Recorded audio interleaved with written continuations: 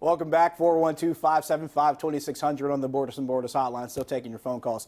Got a tweet from George who asks, if it was up to you, who would you pick if it came down to one spot for the slot receiver, Eli Rogers or Ryan Switzer? He says he would go with Eli Rogers. I'm going to go with Ryan Switzer for a couple different reasons. And that's not that I don't trust Eli Rogers, because I think Eli Rogers, when healthy and given opportunities, has played somewhat well.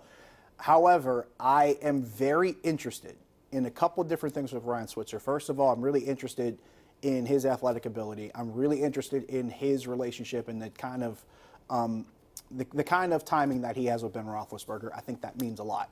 And in a league now where you have to have a competent slot receiver, and your slot receiver has to really, I don't want to say be, heightened as far as knowing what to do, but you have to accept a lot more responsibility as far as knowing what to do and where to be.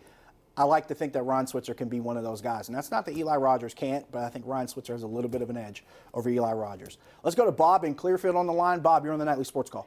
Thanks, Josh. There's a lot of focus around the cornerback and wide receiver positions on the Steelers, but I think tight end is an area of equal concern. Yes. James went from free agent. Hodges was released. McDonald, while talented, is injury-prone. Grimble seems to have troubles hanging on to the ball. The scouting report on Gentry, especially his athleticism, is not very favorable, to say the least.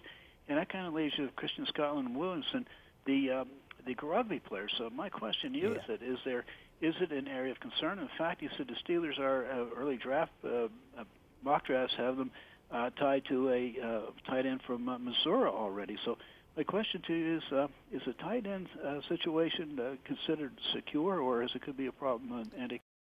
It's a concern, and thanks for the call. This is a very separate discussion I had on my radio show Sunday morning, 7 a.m., 93.7 The Fan.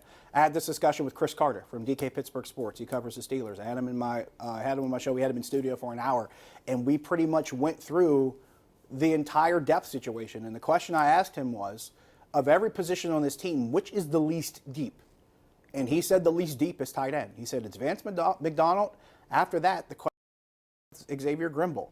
Then they go down to Gentry, and then they go with Scotland Williamson. There's a lot of questions that you look at with the tight end position. Can these guys do the job if something were to happen to Vance McDonald? And you bring up his injury history, which makes it likely that it could happen.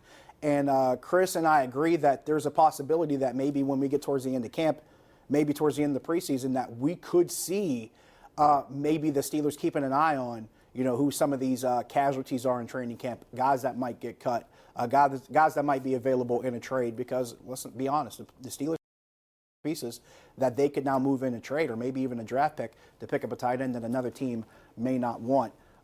We have a tweet from Kevin who says, in regard to the Pirates, I use the words of Chuck Noll after a brutal late 80s exhibition season had concluded, quote, "It's not a matter of where to cut. It's a matter of figuring out when to stop." And I think that's a good way to look at it, especially when it comes to just how you evaluate the talent you have and how it fits moving forward. I think I mentioned this way before the All-Star break, and I talked about it. I said, who are some of the pieces on this team that really have that much value outside of this roster? How many guys could you take off this team right now that could be starting guys or rotation guys for other organizations?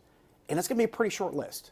I think that's kind of where it starts and ends as far as, what you mentioned of knowing where to cut or figuring out when to stop. I think that's the fair way to look at it.